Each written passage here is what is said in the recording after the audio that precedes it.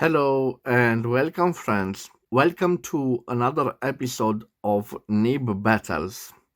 This time I have for you two iconic fountain pens from Germany in the early 1950s. And I will talk about the Montblanc Masterpiece 146. It is the equivalent of Meisterstück, but it is written on the ring masterpiece because this was an export model. It is quite a beautiful fountain pen from the early 1950s. You can see here 146. And we have its main competitor from that time.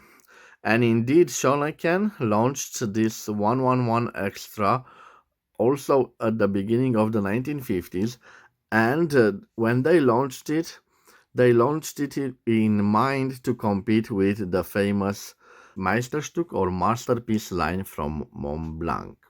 I have here quite a rare two pieces made from celluloid.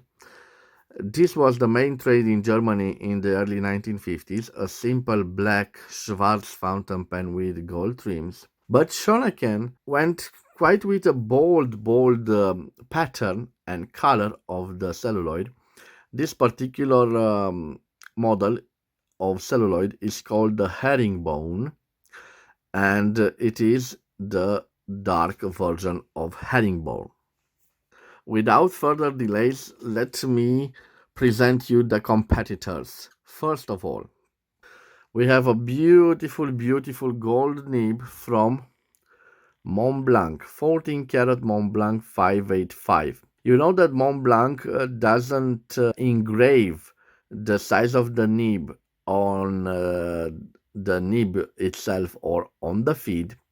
By the way, this is a rare ski slope type feed, an elegant feed, which we encounter only at the beginning of 1950s on Montblancs.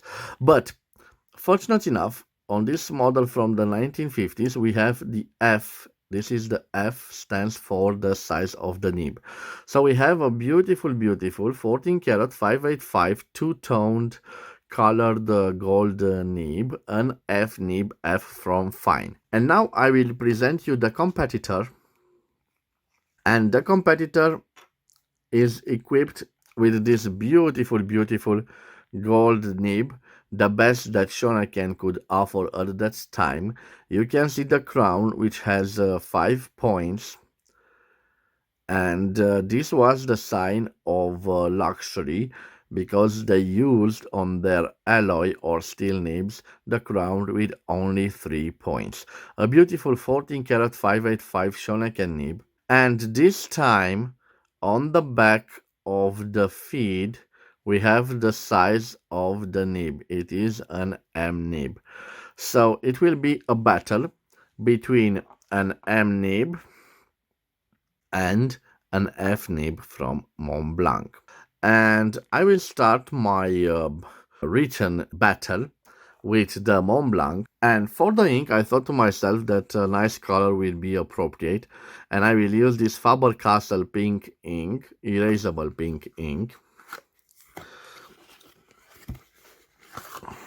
But guys, you probably know this piston of the Montblanc, it is not functional, and also this click mechanism not functional. By the way, they have quite iconic filling mechanisms.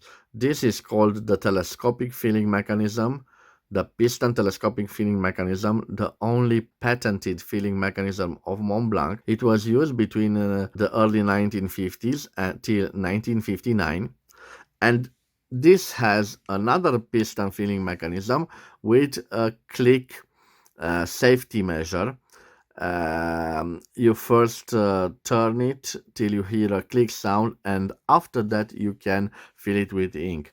It was a safety measure to don't accidentally rotate this turning knob in your pocket and spill the ink. So both with interesting piston filling mechanisms, but unfortunate, I think that they are not functional, so they are both in need of service. So guys, with your permission, I will just use the nibs dipped. I know maybe it's not the same effect, but it's quite close to have a real battle between two famous nibs and rare nibs. Okay, so first of all, I said to you that I will start. I will start with the Mont Blanc. So I will simply dip it. Okay, dip it in ink, dip it in ink, dip it. Okay, I will put the ink aside, and I'm ready for the sample. I will try to restrain myself to this part, and Soennecken will be in this part. So this is a Mont Blanc masterpiece 146. I think this is from 1952, of course made in Germany. This is a 14, I think it's K. Yes, 14K 585, an F nib. F for fine. Okay, quite a smooth nib.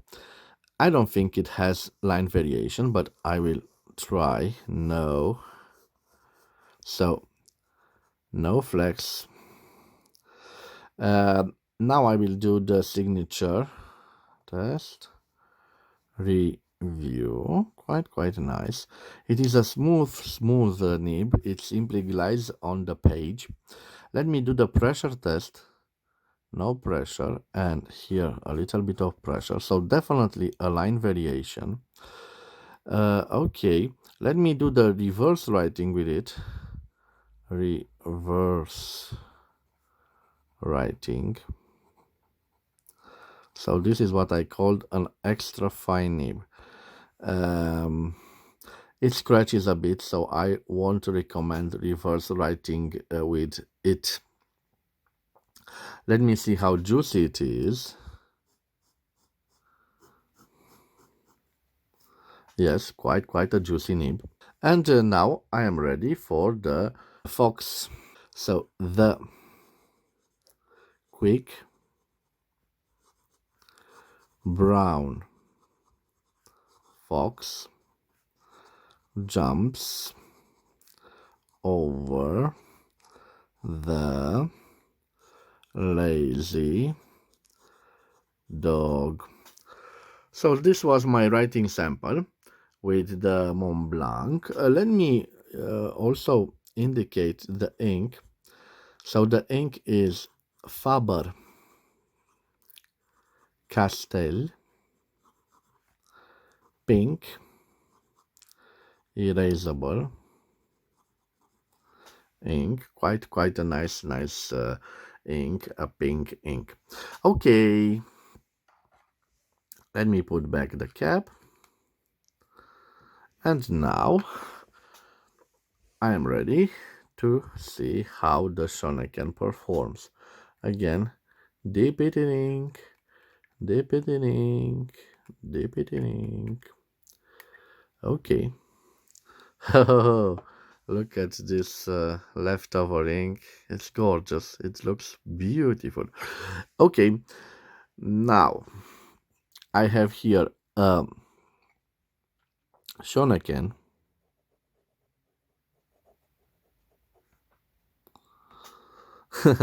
So, guys, I'm simply sorry. This is the real pink.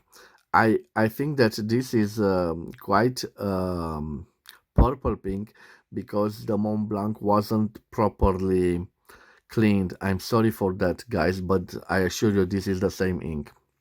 So Soennecken 111 extra from the same period, the early 1950s. I will call it 1952 again, from Germany, Bonn in Germany. Okay, this is again 14 karat 585 M nib and from medium. Yes, definitely, definitely. Sorry, guys. This had previous dark blue ink, and I think that some residues remained in the feed. So I'm sorry for this effect. But I assure you that this has the same consistency, the ink. Let me do the line variation test, and again, no flex. Let me try to see how it performs on a signature review. Quite nice. Okay, let me do the pressure test. So here no pressure, and here pressure. Not such defined line variation like we had with the Montblanc nib. Okay, let me see if we have the possibility of reverse writing. Yes, reverse writing. But again, not I can't say it scratches, but it definitely wasn't designed for this type of reverse writing. Let me see how juicy this nib is. Yes, quite a juicy nib, but the Mont Blanc is a little bit more juicier, if I can call it like that. Okay, the quick brown fox jumps over the lazy dog. The ink, this is the true shade of the ink, so I'm sorry guys. Faber Castell pink erasable ink. So I have to do the correction. This is contaminated.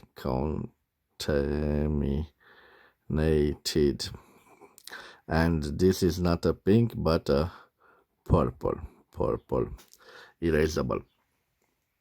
Guys, as you can see, both product of the 1950s in a showdown. I hope you've enjoyed this episode. If you've enjoyed this episode, let me let me do a little crazy thing. I hope it will work. I wish you to have a nice day wherever you are. So have have a nice day. Okay, have a nice day wherever you are, guys.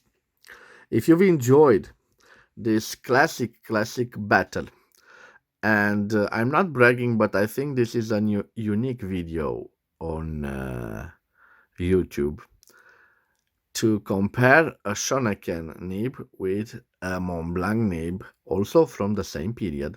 I'm sorry that I didn't have a fine nib and a fine nib. I have indeed a fine nib and a medium nib, but I think you've got the idea of the quality of these German products. It was a real battle. I'm not so sure why Soennecken wasn't a great commercial success. Maybe the bold color of the celluloid. I don't know. But they certainly produce some well made nibs. Of course, Mont Blanc is famous for the nibs, and this glided over the paper. It is a feeling that I can't express in words. You have to try it to see how beautiful this really is. In a time of the 1950s, when most of the nibs scratched or had problems, this was a class of its own. But again, Soennecken tried to compete with the Mont Blanc, and they delivered quite an interesting product. Guys, again, thank you for your time. Please subscribe to my channel to support my activity, and of course to see some interesting nib comparison and reviews of new and old fountain pens. I wish you to have a nice day. Thank you for your time. I will see you again at the next episode. Till then, bye bye.